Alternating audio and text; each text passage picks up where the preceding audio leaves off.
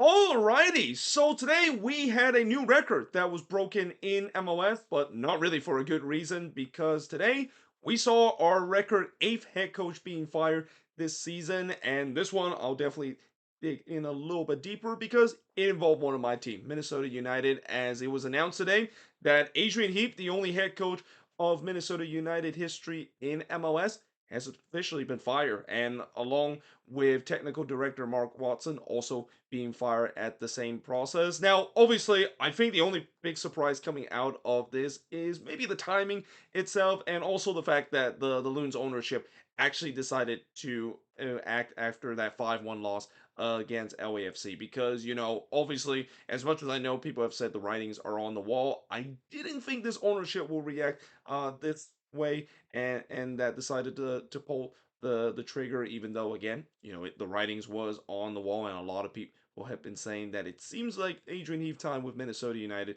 is about to come to an end. And not to mention, again, the timing is kind of strange because we've got two more games left in the season. And even though with a new interim head coach coming in, I know some will say that, well, they can maybe get that new interim head coach boost and still make it to a playoff. I don't think so. I don't think this team is going to make it to the playoffs. This collapse that they've been going through is not going to change really, just because a new interim head coach comes in. But still, overall, as I mentioned before, the writings was on the wall. I mean, as much as Adrian Heath has done a lot of good things, which I'll get to talk about in just a bit, you can clearly see that the tactics that he's been using and the things that I've mentioned, and even a phrase I come up with for the past couple of years called "row Heath mode," and it's kind of sad that I no longer have to use that, or maybe I'll still keep it just so that it's kind of a recognition of how I get so frustrated with Adrian Heath in terms of just bunker in when his team is playing on the road or whenever they have the lead and just kind of hold on for dear life and hope it works. And most of the time, it just does not work out whatsoever. And a combination of the fact that he tends to have his favorites in terms of the players that he picks, and that doesn't mean that he always picks the best team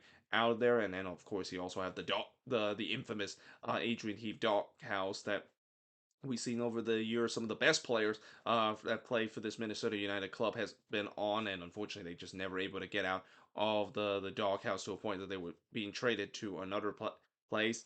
Yeah, I mean that's kind of Adrian Heath in a nutshell in terms of his tenure with this team. But at the same time, I will say that looking back at the 7 years that he's been with this team, I mean it's hard to believe he's been with this team for 7 years. He's still the only head coach to ever coach this team until obviously that's going to be changed for this upcoming season. He still brought some good things to this team. He definitely brought some identity to this team, and that there's nothing to take away that this team going all the way back to 2018 is still the only Western Conference team to make it to the playoffs out of those year, and still has the longest active playoff streak in terms of the Western Conference. But obviously that potentially could come to an end this season. And I'll definitely never forget the run that his team was able to make in the 2020 MLS playoffs. I mean, I know eventually it did end in a bit of a heartbreak in a game that I don't want to really talk about in that game against the Seattle Sounders. It was still a great run, and it seems like this team was heading to the right direction. But again, besides the good things that he's done, and also not to mention the League Cup run, the unexpected Leagues Cup run that this team went through. There's definitely still a lot of negatives that's kind of come out of this, and especially I can also understand why some people say that Adrian Heath only lasted this long is because of the fact that he kind of got bailed out by some high end talent there, and especially Reynoso is a big example of it, where there's been time when Reynoso single handedly carry this team, and that fortunately Adrian Heath still makes some dumb decision in terms of tactics. And I really think during this collapse, this was really kind of the really the beginning of the end, especially making some really bad substitution, continue to go rogue Heath mode, and then obviously the final straw was that 5-1 loss against LAFC, which arguably that is one of the worst losses I've ever seen. That was one of the worst performances I've ever seen Minnesota United play, not just this season, but probably for this entire season that is. But still going forward, looking at this team, and also another thing that I want to mention is that as much as a lot of people will talk about Adrian Heath leading this team,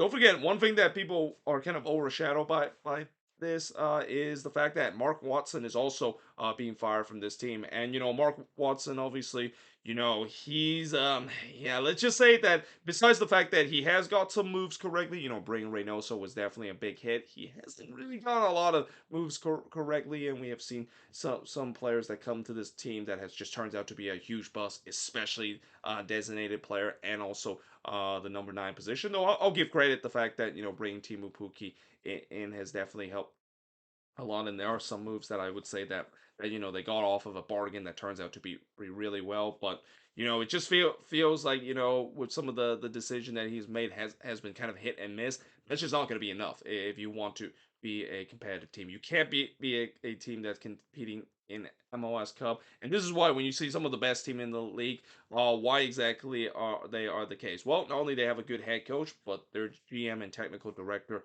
always finds the right talent, and the scouting department also does a good job in terms of that too. So yeah, obviously that's one thing that might be overshadowed because of how big of this firing of Adrian Heath is. I mean, after all, Adrian Heath, before today, as I mentioned, this is his 7th season with Minnesota United. He's one of the longest active head coach in MLS. But as it is kind of the case in terms of modern soccer or modern football, is that there's a reason why we don't usually see head coaches stick around with a single team for a very long period of time. I mean, the likes of Peter Vermees and Jim Kern being there for 10 plus years are just kind of almost a anomaly right now. You just don't see that happen. Even some of the head coaches that's been there for 4 or 5 years, they eventually would move on to do different things, and a lot of that is because eventually things are going to get stale, and that the way that a head coach can motivate the team is going to start to be a little bit stale, and just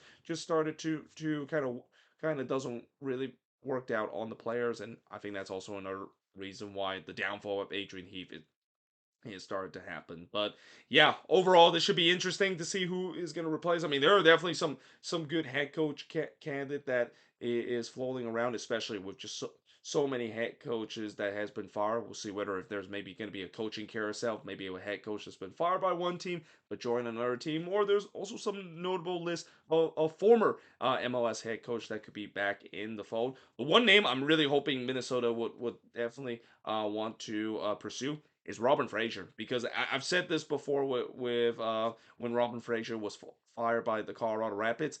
It absolutely was not his fault. The fact that the team performed poorly. In fact, I think he really worked miracles in terms of bringing a team to be competitive, and I really think he's kind of the biggest hottest coaching prospect you can bring. Another name could be a case is Giovanni Savarese, because he has done a really good job doing his time with the Portland Timbers and have able to repeatedly got that team to compete for MLS Cup, and is know how to get it done in terms of playoffs. But obviously, Robin Fraser is definitely a name that I think Minnesota would want to target. But yeah, it should be interesting to see how it is. I mean, I'm pretty sure the head coaching search won't begin until the season is over. And again, going back to the timing of this, I just feel like this is kind of weird that they decided to fire him around this time, especially with 2 games to go. I mean, if they were thinking that they can still make the playoffs, they probably would have done that a couple of games ago. But I just think that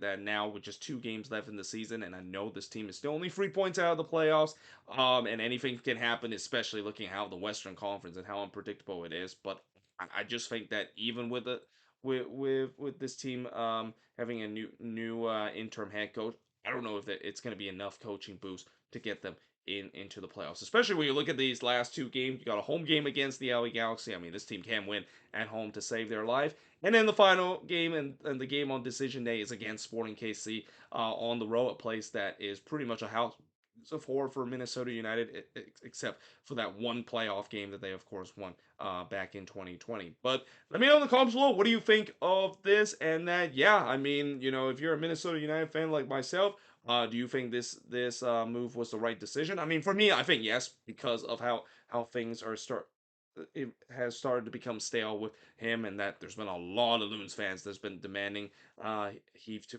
be fired, and the Heath out brigade is definitely louder than ever. Well, they got their wish today in terms of him finally being fired. But let me know in the comments below, what do you think of this, and who can potentially replace Adrian Heath, and even the new sporting director too.